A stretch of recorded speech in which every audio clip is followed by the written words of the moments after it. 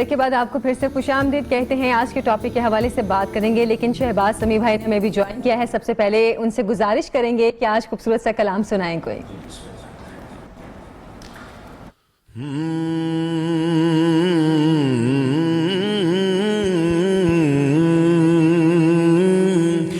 میرا گدا میرا منگتا میرا غلام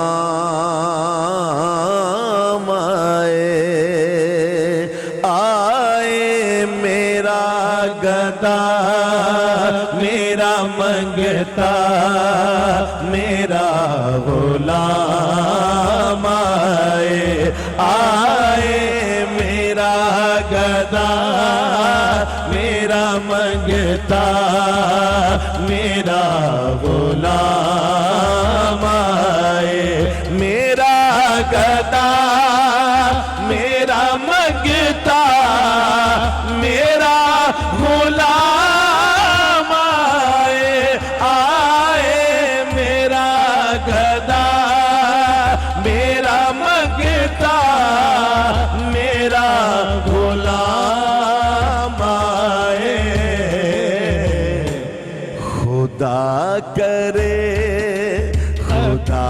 کرے ابھی طیبہ سے یہ پیام آئے خدا کرے ابھی طیبہ سے یہ پیام آئے مجھے اعزاز یہ کافی ہے اے میرے آقا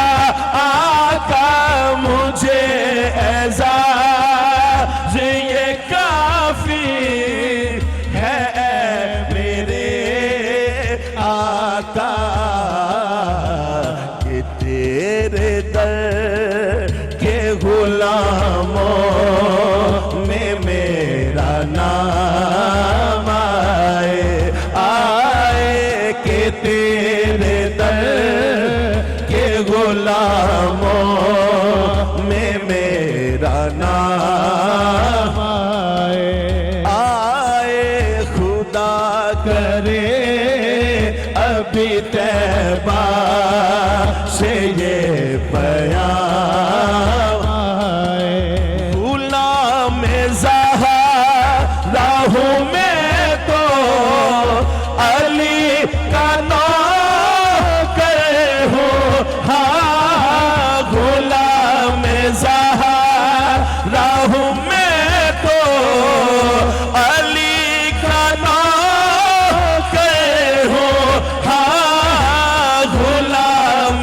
زہرا ہوں میں تو علی کا نوکر ہوں ہمیشہ پنج تنی نسبت ہی میرے کام آئے ہمیشہ پنج تنی نسبت ہی میرے کام آئے خدا کرے ابھی طیبہ سے یہ پیام آئے میرا گدا میرا منگتا میرا غلام آئے میرا گدا میرا منگتا میرا غلام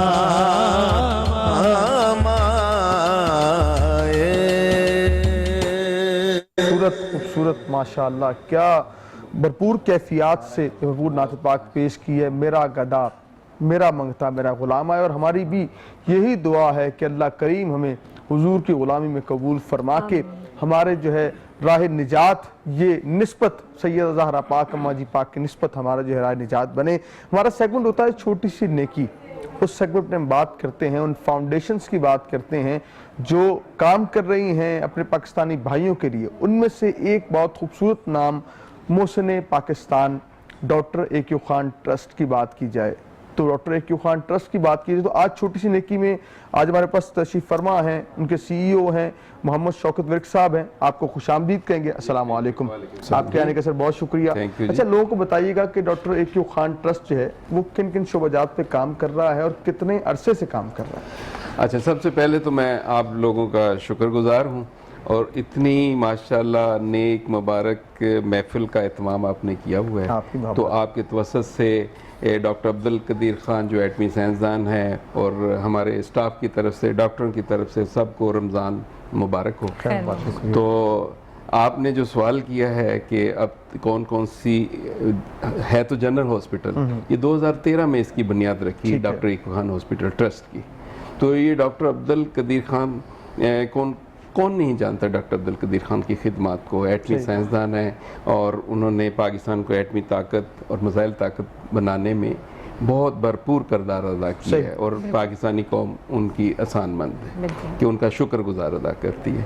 तो अब उन्होंने फलाही कामों में भी उन्होंने बढ़ चढ़ कर हिस्सा लिया है, मुख्तलिफ अदारों में काम किया और ख़ासकर जो उनका बड़ा प्रोजेक्ट है वो लाहौर में 500 बेड का डॉक्टर ए.क्यू. खान हॉस्पिटल है। और 2013 में जब ट्रस्ट को रजिस्टर किया तो 2015 में इस हॉस्पिटल ने अपना काम शुरू कर दिया और अभी जो इसका मेन टावर है जो 500 बेड का है वो ज़ेर तामीर है। वो इंशाल्लाह 2022 तक कंप्लीट हो जाएगा। और अब तक जो है ये हॉस्पिटल है को तकरीबन 7 लाख से ज़ायद गरीब पेशेंट्स का जो है ना इलाज मुआवजा कर चुका है। इसमें तमाम शोबाजात हैं जो अपनी खिदमत सर अंजाम दे रहे हैं। हत्ता कि ये कोविड के दिनों में भी सूरत हाल ये थी कि गवर्नमेंट ने हॉस्पिटल की OPD बंद कर दी थी। लोगों को इस वाले से बड़ी मसले मसाइल थे, अपने इलाज मुआवजे की सूरत में बड़ी दहशत फैली हुई थी।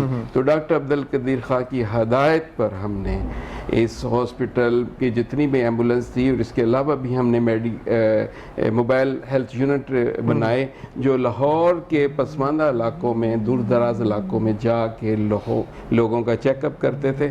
हत्ता कि इसमें कोविड में हमारे डॉक्टर भी शिकार हुए, मैं भी शिकार हुआ, मेरी मिसेज भी शिकार हुई जो इस खिदमत में देते हुए, मेरे भाई की डेथ भी होगी इस वाले से। तो वो कहते हम घबराए नहीं कि क्योंकि ये आजमाइश है। अब हम देखें इसकी तीसरी लहर आई हो, कितना शिकार हुए हैं, उसके बावजूद हम इस हेल्थ सेक्टर में एक हरावल दस्ते का काम कर रहे हैं और बढ़ चढ़ के हिस्सा ले रहे हैं और सैकड़ों लोग जो है मुस्तफीद हो रहे हैं। तो ये डॉक्टर अब्दुल कदीर खान साहब की देखें, डॉक्टर अब्दुल कदीर खान को ज़रूरत नहीं है। हत्ता कि अगर एक पड़ोसी मुल्क को देखें तो अपने मुल्क के एक साइंसदान को वो सदर बना देता है। हम क्या उन्हें इज्जत दी? हमने कोई ख़ास इज्जत नहीं दी उनको, जिसके मुस्तहक हैं वो। तो हमें चाहिए कि हम उनको अपने कांधों पर बैठाएं। उनकी कल एक मुझे फ़ोन आया, मीडिया से रिलेटेड थे, बहुत बड़ी शख्सियत का, तो कहने लगे यार डॉक्टर साहब को मैं टीवी पे देखता हूँ तो मुझे रोना आ गया, मैं आंसू मेरे थमने नहीं पाए। मैं कि भाईजान आप क्यों रोए? कहने लगे इसलिए रोए कि यार डॉक्टर अब्दुल कदीर खान अपील कर रहे हैं यार, उसको तो हमें चाहिए, हम बढ़ चढ़ के हिस्सा लें और गवर्नमेंट को चाहिए यार वो अपने फंड दे दें, चीज़ें दे दें। सही, ठीक है ना। इधर क्या करते हैं हम, अगर गवर्नमेंट से लीज पर हम ज़मीन हमारी लीज पर है कोई 99 ईयर्स की, एक्सटेंडेबल 33 साल से, उन्होंने हमसे सिक्योरिटी के मद में पैसे लिए हैं, वो हमसे किराया लेती हैं, ठीक है ना। यार डॉक्टर अब्दुल कदीर खान अगर नेकी के काम में लाखों लोगों का, अभी तक हमारे पास रिकॉर्ड मौजूद है जी 7 लाख से ज्यादा लोगों का इलाज मुआवजा कर चुके हैं, ठीक है ना। तो उससे अंदाजा लगाएं ये डॉक्टर कदीर का काम नहीं, ये हुकूमत का काम है कि हुकूमत जो है लोगों को सेहत और तालीम की सहूलतें पहुँचाए। जब ये डॉक्टर कदीर ने ये बेड़ा उठाया है तो हमें कौम को चाहिए भरपूर साथ देना। सर बिल्कुल, डॉक्टर अब्दुल कदीर खान साहब की जो इज़्ज़त है वो हम सबके दिलों में है और ये हमारा अलमिया भी है कि हम अपने हीरोज़ की कदर नहीं करते हैं। सर अभी तक ये इस हॉस्पिटल की एक तो ब्रांचेस बताएगा कि किन शहरों में बन चुकी हैं और डोनेशंस के हवाले से क्या मुश्किलात पेश आती हैं?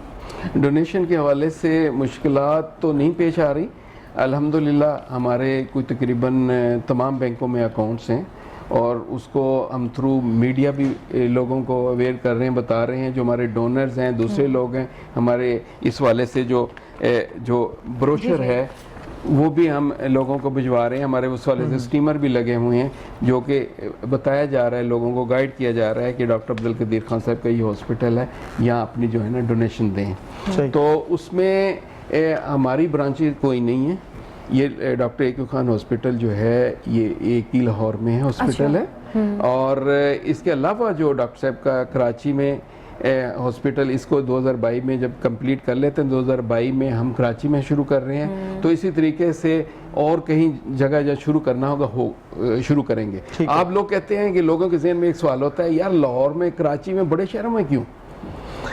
وہ بھی مجبوری ہے, لیکن ہم کوشش کرتے ہیں کہ جو بڑے شہر ہیں وہاں میں پسماندہ علاقے ہیں. اب لاہور کا یہ دیکھیں نا, جہاں مینار پاکستان, مینار پاکستان کو تو ہر کوئی جانتا ہے کہ مینار پاکستان کیا بات ہے یار. اس کے ارد گرد دیکھیں, مینار پاکستان میں ساری جو ہے نا کچی آبادی ہے, فروٹ منڈی ہے, لکڑ منڈی ہے, ورک شاپیں ہیں, اور کچی آبادی ہے. میرے ہاسپٹل کے ارد گرد جتنی بھی ہے نا, ساری کچی آبادی سے بھرا پڑا ہے. سڑکیں ٹوٹ پوٹ کا شکار ہے, سیوریج کا پانی گندا جو ہے پینے والے پانی کے ساتھ مکس ہو رہا ہے, گورنمنٹ توجہ نہیں دے رہی.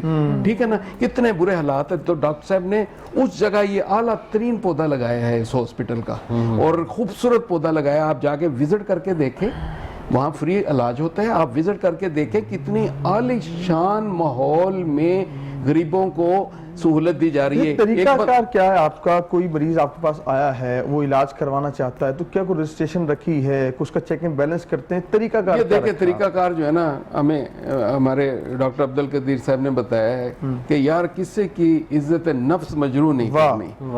میں اگر پینٹ کوٹ میں بھی گیا ہوں نا, تو انہوں نے یہ نہیں پوچھنا بھائی جان تھانوں ڈاکٹر تد چیک کرے گا کہ تسی پہلے اپنا دسو زکات دے مستحق ہیں کہ نہیں. ٹھیک ہے نا, تو لازمی بات ہے جو زکات کا مستحق ہے وہی جائے گا نا, اور فری ہے. اس میں ہم نے صرف 80 روپے میں جی, اس میں 2 دن 3 دن کی دوائیں دی جاتی, ڈاکٹر چیک اپ کرتا ہے, اس کا ٹیسٹ ویسٹ ہوتے ہیں, ساری چیز اسی میں ہوتی ہے. جو یہ بھی نہیں دے سکتا ہے نا, اس سے یہ بھی نہیں لیا جاتا. زبردست. ٹھیک ہے نا.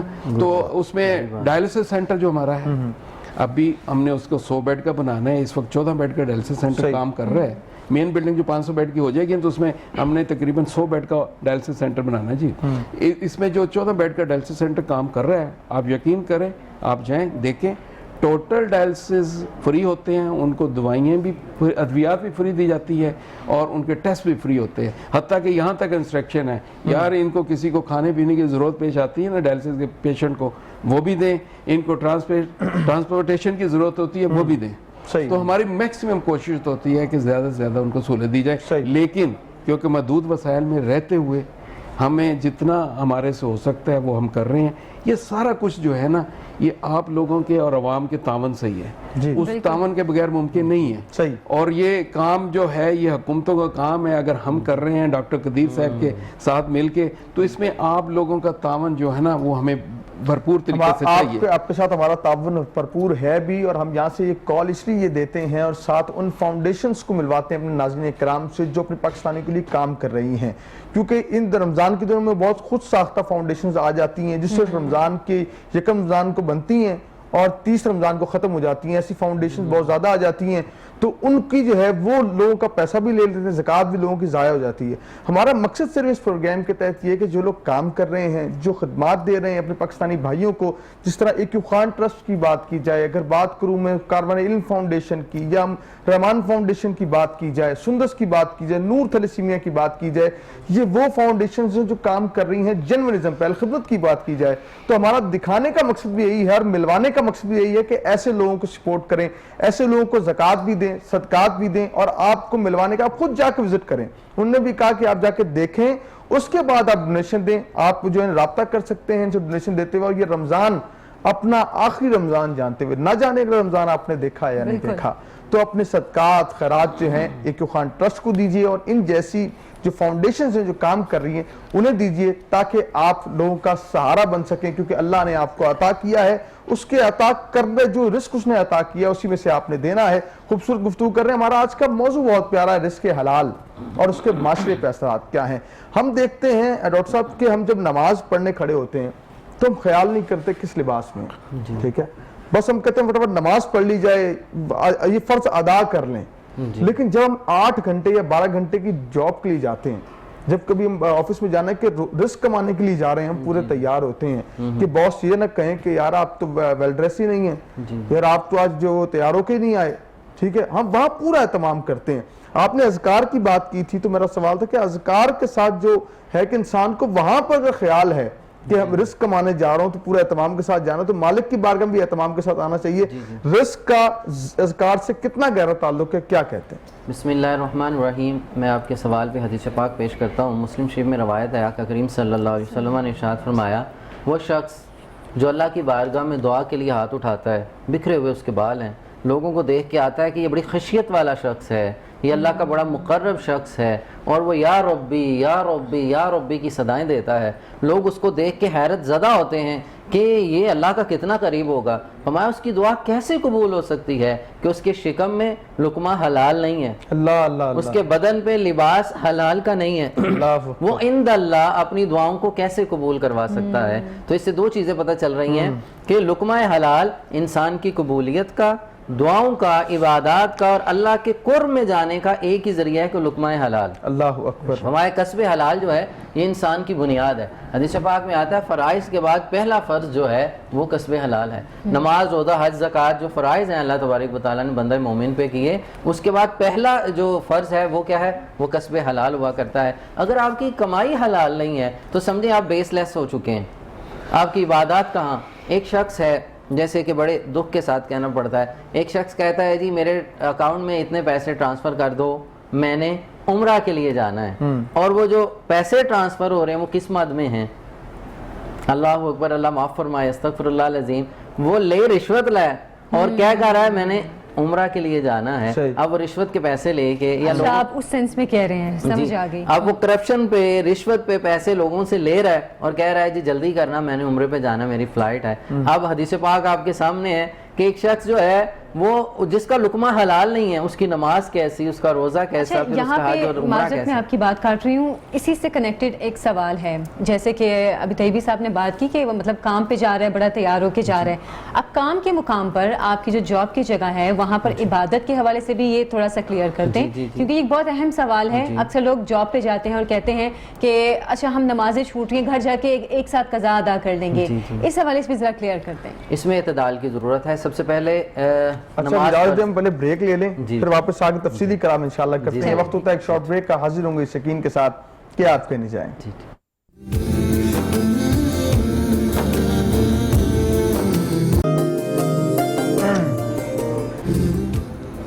بریک کے بعد آپ کو پھر سے خوش آمدید کہتے ہیں۔ آج کے ٹاپک کے حوالے سے تو ہم بات کر ہی رہے ہیں، اور علامہ صاحب سے بریک سے پہلے سوال بھی تھا، لیکن وہ سوال بعد میں ہم اس کا جواب لیں گے۔ پہلے شہباز بھائی سے میں کہہ رہا ہوں کہ شہباز بھائی تو ہمارے پاس ہیں ہی، لیکن ہمارے پاس ظہیر بھائی ایک بہت بڑا پاکستان کا نام موجود ہے، ہاں بالکل، اور ظہیر عباس فریدی ہمارے ساتھ ہیں، نعت پاک شامل کریں گے۔ بسم اللہ بھائی۔ جی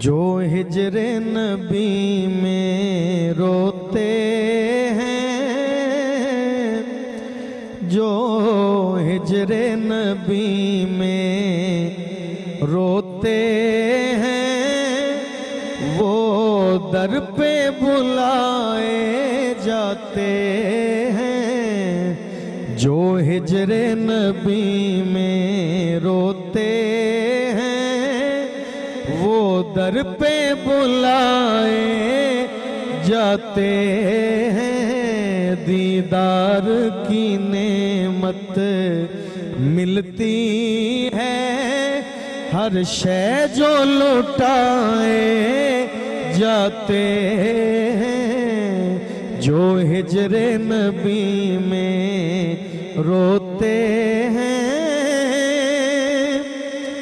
سرکار کی پیاری گلیوں میں، سرکار کی پیاری گلیوں میں، کیا لطف ہے ان کی تلیوں میں، کیا لطف ہے ان کی تلیوں میں، जिब्रील अमी से पूछो जरा, जिब्रील अमी से पूछो जरा, जो लुत्फ उठाए जाते हैं, जिब्रील अमी से पूछो जरा। और देखो तो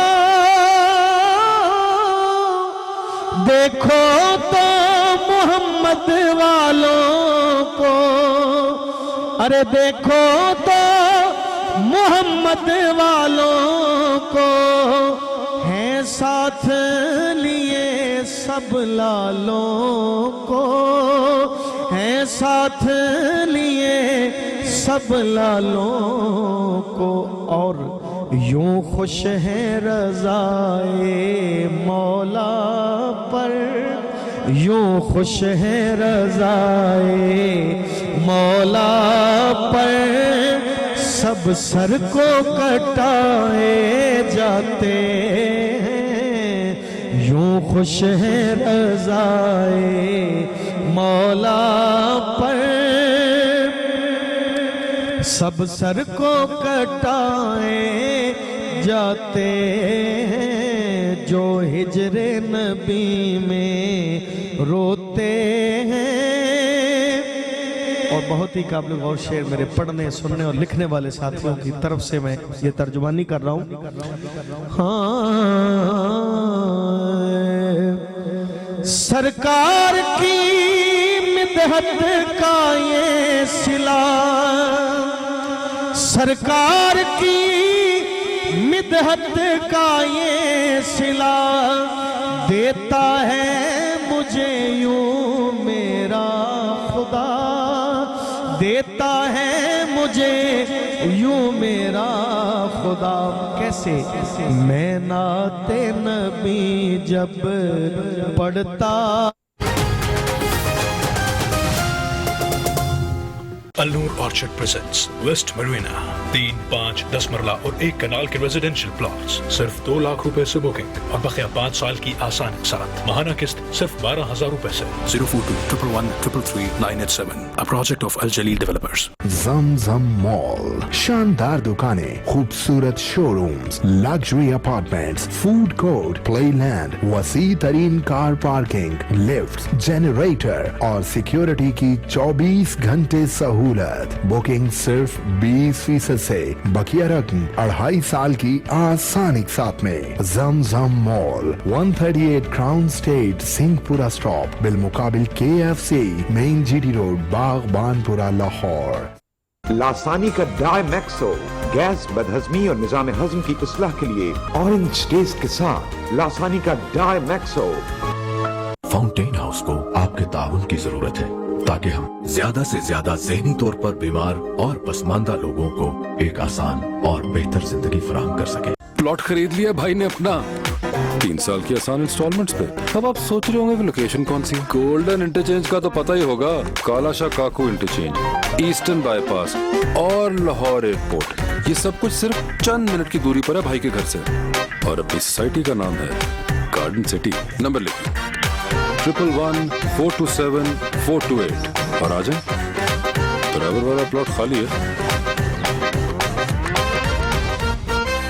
अल्नूर ऑर्चर्ड प्रेजेंट्स वेस्ट मरीना 3, 5, 10 मरला और 1 कनाल के रेजिडेंशियल प्लॉट्स सिर्फ 2 लाख रुपए से बुकिंग और बकिया 5 साल की आसान के साथ माहाना किस्त सिर्फ 12,000 रुपए से। 042-111-333-987 a project of Al Jaleel Developers। जिसने किसी एक इंसान की जान बचाई, गोया उसने तमाम इंसानों की जान बचाई। डायलिसिस पर गुर्दों के गरीब मरीजों की जान बचाने के लिए आगे बढ़िए। आप अपनी ज़कात, सदकात और एहतियात पाकिस्तान भर में मौजूद हबीब बैंक की किसी भी ब्रांच में ऑनलाइन अकाउंट नंबर 004279008803 बनाम रहमान फाउंडेशन जमा करवा सकते हैं। अरशादे बारी ताला है, ए ईमान वालो, तुम पर रोजे फर्ज किए गए जिस तरह तुमसे पहली उम्मतों पर फर्ज किए गए थे, ताकि तुम मुत्तकी बन जाओ।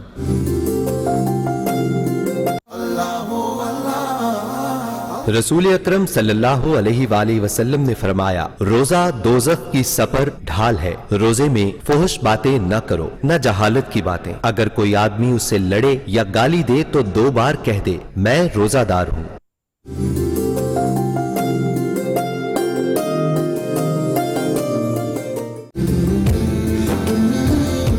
ارشاد باری تعالیٰ ہے، اے نبی صلی اللہ علیہ وآلہ وسلم مسلمان مردوں سے کہہ دیں کہ اپنی نگاہیں نیچی رکھیں۔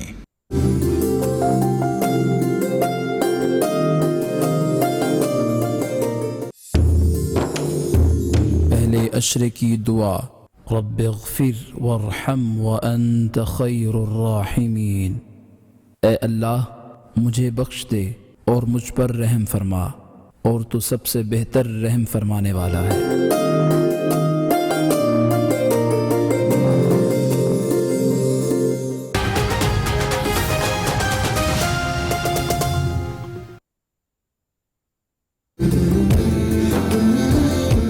ارشاد باری تعالیٰ ہے کہ رمضان کا مہینہ وہ ہے جس میں قرآن نازل ہوا، جس میں لوگوں کے لیے ہدایت ہے۔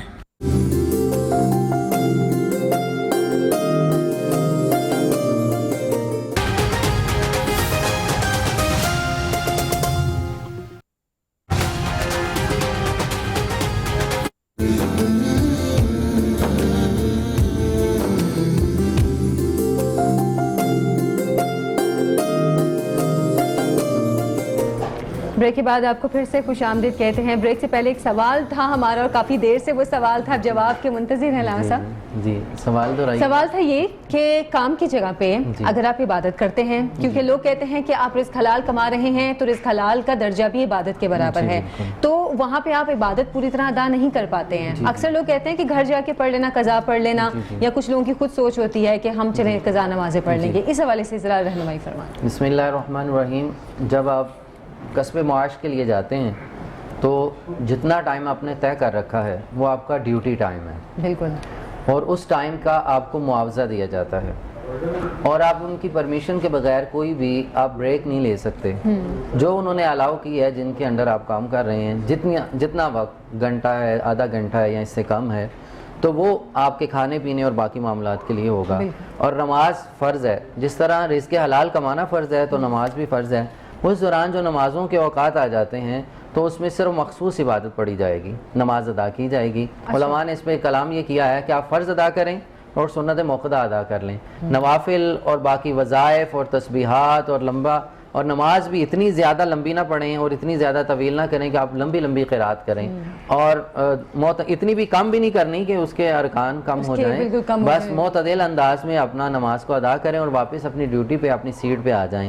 کیونکہ اگر آپ زیادہ لمبی نمازیں پڑھیں گے تو وہ جو رزق آپ کو جس کا معاوضہ دیا جا رہا ہے، جس وقت کا، وہ وقت آپ نے دوسری طرف استعمال کر لیا ہے۔ فرض جب پورا ہو گیا، آپ نے فرائض پورے کر لیے، تو نماز اپنی مکمل کر کے فوراً اپنی سیٹ پہ آئیں۔ جیسے کہ اکثر یہ ہوتا ہے نماز کی چھٹی لے کے گھنٹوں لوگ واپس اپنی سیٹ پہ نہیں آتے، وہ نماز کا کہہ کے چلے جاتے ہیں، پھر اپنے کام کاج میں، پھر جس کی وجہ سے باقی نمازیوں کو بھی دشواری ہوتی ہے، پھر ان کو بھی پرمیشن نہیں ملتی۔ طیب صاحب آپ کی اجازت ہے ایک سوال اور؟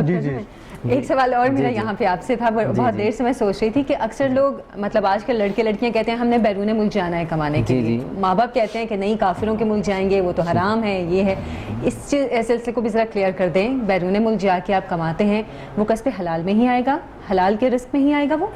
دیکھیں صحابہ کرام کی ہمیں مثالیں ملتی ہیں۔ آقا کریم صلی اللہ علیہ وسلم کے دور میں یہودیوں کے ساتھ بزنس کیا اور ان کے ماتحت بھی کیا کچھ صحابہ نے، تو آپ صلی اللہ علیہ وسلم نے ان کی اجازت دی، منع نہیں کیا۔ اور غیر مسلم کے ساتھ بزنس کرنا بالکل جائز ہے، اس میں گناہ نہیں ہے۔ آپ نے اپنا وقت دینا ہے، اپنی صلاحیتیں دینی ہیں اور اپنا کام کرنا ہے، اس کا آپ کو معاوضہ مل رہا ہے، تو آپ کر سکتے ہیں۔ ادھر رہ کے بھی کیا جا سکتا ہے، جیسے آن لائن سسٹم ابھی شروع ہے، آپ بیرون ملک بہت سے لوگ آن لائن وہ جو کام کر رہے ہیں، تو یہاں ادھر جا کے بھی کیا جا سکتا ہے، تو اس میں مذائقہ نہیں جائز ہوگا۔ اچھا، بینک کی جو لوگ نوکری کرتے ہیں اور کہتے ہیں کہ بینک کی نوکری کرنا جو ہے کہ یہ کہتے ہیں جی جائز نہیں ہے، ٹھیک ہے، یا سودی نظام میں آتا ہے، تو آپ کیا کہتے ہیں بینک کی نوکری کرنے والا شخص وہ تو کر تو اپنی نوکری اس کے حلال کی عمر میں رہا ہے کہ 8 گھنٹے 12 گھنٹے بینک میں ٹائم دے رہا ہے اور پھر وہ گھر آ رہا ہے، تو وہ لوگ کہتے ہیں یہ تو جائز ہی نہیں ہے، تو آپ کیا کہتے ہیں اس بارے میں؟ دیکھیں سود کا کام بینک کرے یا کوئی اور کرے، کوئی شخص کرے یا پرائیویٹلی کوئی بھی ادارے کرتے ہیں، جو بھی ہے، سود پہ تو سخت حکم ہے قرآن مجید کا.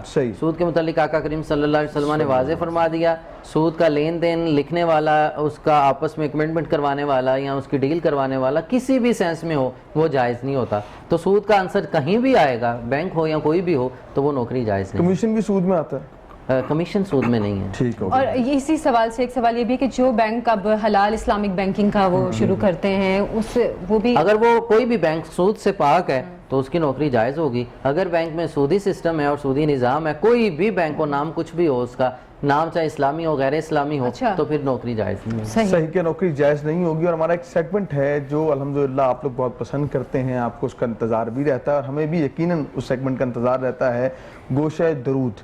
اور ہم اس سیگمنٹ کے اندر جو ہے ایک روز درود پاک جو ہے یوسف بھائی بتاتے ہیں, اور ہمارا مقصد یہ ہے کہ پورے پاکستان کے اندر بچہ ہو, بڑا ہو, جوان ہو, وہ درود پاک کا ذاکر بن جائے. یہ رمضان کریم ہے, سیکھنے سکھانے کا عمل ہے, اور دین بھی اسی چیز کا نام ہے. تو جہاں پر ہم بچوں کو ایجوکیشن سکھاتے ہیں, بہت سارے نئے کورسز کرنے کی تنبیہ کرتے ہیں, صرف کہتے ہی نہیں تنبیہ بھی کرتے ہیں, یہ کرنا ہے. وہاں پر درود پاک کی بھی تنبیہ کر کے پوچھیں بچوں سے, کیا آپ نے درود شریف پڑھا ہے, کیا ہم نے درود شریف پڑھا ہے. آپ یہ گھر کے اندر اپنا رواج بنا لیجئے, ایک بار جاتے ہوئے صبح اپنی فیملی سے پوچھیں کیا آپ نے درود شریف پڑھا ہے, یا گھر میں آ کر پوچھ لیں کیا آپ نے درود پاک پڑھا ہے. یہ آپ کو اس کا اندازہ یہاں پہ نہیں ہوگا, یہاں تو آپ زندگی گزار رہے ہیں عیش و عشرت میں, لیکن جب موت آئے گی نا, جو بڑی سخت ہے, جب بیٹا بھی مر جائے گا, باپ دفنا کے گھر چلا جاتا ہے, وہ جو وقت ہے نا قبر کا, وہ بیٹے کے اوپر جو گزر رہی وہی جانتا ہے, باپ پہ بھی نہیں گزرتی. ٹھیک ہے, تو یہ جو درود کا ایک سلسلہ ہے, کیا آپ نے درود پاک پڑھا ہے, ایک یہ سلسلہ شروع کر کے دیکھیے کہ آپ کو اس کا اجر و ثواب قبر میں بھی نصیب ہوگا اور دنیا میں برکات حاصل ہوں گی. یوسف بھائی آج کون سا درود پاک آپ بتا رہے ہیں؟ بسم اللہ الرحمن الرحیم. اللہم صلی علی سیدنا مولانا محمد وعلی آلہ وصحبہ وبارک وسلم. جو آغاز میں آپ نے عارف بھائی تلقین کی ہے, ہمارے اس گوشہ درود کے سیگمنٹ کا, رمضان ٹرانسمیشن کا اور لاہور رنگ کا صرف ایک ہی مقصد ہے کہ ہمارے سننے والے آقا دو جہاں علیہ الصلوۃ والسلام کے درود پاک کے ذاکر بن جائیں. چلتے پھرتے جب انہیں یاد آئے وہ اپنے محبوب نبی پہ درود و سلام بھیجیں. آپ یہ درود و سلام جو بھیجیں گے آقا دو جہاں علیہ الصلوۃ والسلام پر, یہاں پہ جو آپ کو اللہ رب العزت عزتیں اور رحمتیں عطا فرمائیں گے. اس کے علاوہ کل ہم نے قبر کی بات کی تھی, آج ہم میرا دل ہے ایک حدیث مبارکہ حشر کے میدان کی. میزان کے بارے میں بڑا سنا ہے کہ بڑا بھاری ہوگا, میزان پہ بڑا سخت گرفت ہوگی, نامہ اعمال تولے جائیں گے. اگر آپ کی نیکیاں کم ہوں گی اور آپ کے گناہ زیادہ ہوں گے تو جہنم کے فرشتے کھینچ کے آپ کو جہنم کی طرف لے کے جائیں گے, اور بڑا سخت مرحلہ ہوگا. وہاں پہ ہر کوئی نفسی نفسی کہہ رہا ہوگا. وہاں پر آقا دو جہاں علیہ الصلوۃ والسلام ارشاد فرماتے ہیں کہ میرا ایک امتی میزان پہ کھڑا ہوگا اور فرشتے جب اس کے اعمال کو تولیں گے تو اس میں سے نیکیاں کم ہوں گی اور گناہ زیادہ ہوں گے. تو نیکیوں والا پلڑا اوپر ہوگا اور گناہوں والا نیچے ہوگا. اس سے پہلے کہ فرشتے اپنا اس پہ کوئی فیصلہ صادر فرمائیں, حدیث میں آتا ہے کہ ایک نقاب پوش نورانی شخصیت آئیں گے اور ایک کاغذ کا ٹکڑا وہ اس کی نیکیوں والے پلڑے میں رکھ دیں گے. جیسے وہ کاغذ کا ٹکڑا اس کے نیکیوں والے پلڑے میں رکھا جائے گا تو اس کی نیکیاں زیادہ ہو جائیں گی اور گناہ کم ہو جائیں گے, اور حکم ہوگا کہ اسے جنت کی طرف لے کے جاؤ.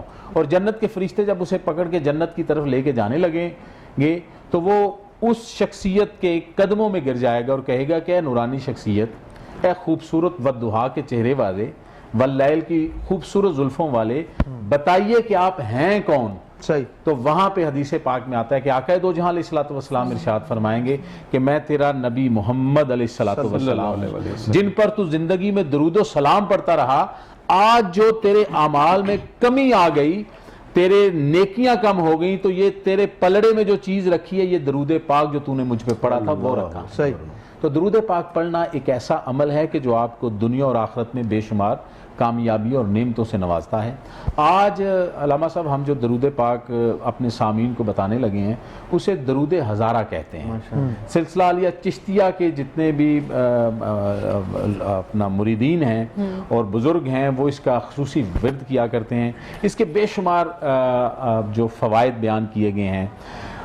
جو سب سے بڑا فائدہ ہے وہ تو ہم آخر میں لیں گے، لیکن اس سے پہلے جو چھوٹے چھوٹے فوائد بیان کیے گئے ہیں اس میں سب سے پہلے خواتین کے لیے ایک بڑا اس میں مجرب نسخہ ہے عائشہ، خواتین کے لیے اس میں بڑا مجرب نسخہ ہے۔ وہ کیا کہ اگر کسی بیوی کا شوہر نافرمان ہو، وہ گھر میں ناچاکی کا باعث بنتا ہو، اونچا بولتا ہو، غصہ کرتا ہو، اور وہ یعنی کہ اس کی زبان اچھی نہ ہو، اور گھر میں اس کی وجہ سے آپ سمجھیں کہ اس کی عادات اچھی نہیں ہیں اور اس کی زبان اچھی نہیں ہے، تو عرفاء لکھتے ہیں کہ اس درود پاک کا اگر بیوی ریگولر وظیفہ کرے اور صرف روزانہ 11 بار دم کر کے اپنے پانی پہ پھونک مار کے 11 بار اس درود پاک کو دم کر کے پانی پہ پھونک مار کے اپنے شوہر کو پلانا شروع کر دے، تو اس کے شوہر کی زبان اچھی ہو جائے گی، اور وہ اس پہ جو غصہ کرتا ہے گھر میں اور بات بات پہ لڑتا اور جھگڑتا ہے اس میں کمی واقع ہو جائے گی، اور گریجولی اس کی عادتیں بھی ٹھیک ہو جائیں گی۔ تو یہ ایک بڑا فائدہ خواتین کے لیے ہے کہ اگر وہ اس درود پاک کی ذاکر بن جائے، بھی کوئی فائدہ بتاتے ہیں، یہ دونوں کے لیے ہونا چاہیے، خواتین کے لیے یہ دونوں کے لیے۔ دوسری طرف بھی آتے ہیں، دوسرا آج کل میٹرک کے بچے ایگزام کی طرف جا رہے ہیں، تو ان کو میں کہوں گا کہ اس میں ایک فائدہ یہ ہے کہ اگر جو بچے ایگزام کی طرف جانا چاہتے ہیں وہ 40 دن پہلے اس درود پاک کا ورد شروع کر دیں تو اللہ رب العزت کنفرم انہیں اس درود پاک کے وسیلے سے کامیابی عطا فرمائے۔ لیکن ساتھ محنت بھی کریں، وہ اس کی طرف آنا لگاؤں کہ ڈیفینیٹلی اس کے ساتھ محنت کرنی ہے، کہ یہ نہیں کہ صرف یہ درود پاک پڑھنا ہے، لیکن جو کمیاں رہ جائیں گی اللہ رب العزت درود پاک۔ اچھا، درود پاک پڑھنے کا جو سب سے بڑا ایک بچے کو فائدہ یہ ہوگا کہ اس کی جو ہے نا وہ ذہن شارپ ہو جائے گا، اس کا دل لگے گا تعلیم کی طرف۔ تو اس لیے جلدی سے بتا دیں وہ درود کون سا یوسف بھائی؟ ابھی تو اس کے اور بھی اچھا فائدے بھی، لیکن میں چاہتی تھی کہ وہ بتابی ہو رہی ہے، آپ نے بتایا نا خواتین کے لیے۔ نہیں، اس میں اگر آپ رزق میں وسعت چاہتے ہیں تو روزانہ بعد نماز عشاء، اگر آپ کو کوئی تنگی ہے رزق میں وسعت چاہتے ہیں، روزانہ بعد نماز عشاء 313 دفعہ اگر اس کا ورد کریں، اور آخر میں جو سب سے اہم اور ہماری اس ٹرانسمیشن کا مقصد حضور کی محبت آپ کے دلوں میں پیدا کرنا ہے، یہ وہ فوائد ہیں جن کی ترغیب دی جاتی ہے تاکہ آپ اس کی طرف آ جائیں۔ اصل مقصد حضور کی محبت پیدا کرنا ہے، اور محبت جب محبوب سے کی جاتی ہے تو خواہش ہوتی ہے کہ محبوب کی زیارت نصیب ہو۔ اس درود پاک کا سب سے بڑا قاری ہوگا، ذاکر ہوگا، اسے آقا دو جہاں علیہ السلام کی زیارت نصیب ہو۔ خوبصورت، اگر روزانہ 1000 دفعہ درود پاک پڑھے گا کوئی تو اسے آقا دو جہاں علیہ السلام ماشاءاللہ درود پاک درود پاک پڑھتے رہیں۔ ہمارا بھی یہی مقصد ہے کہ ہم درود پاک پڑھتے رہیں اور درود کے ذاکر بن جائیں۔ ہم یہاں پہ جو ہے نا بریک لیں گے، چھوٹی سی بریک لیں گے، بریک سے واپس آ کے پھر شامل کرتے ہیں۔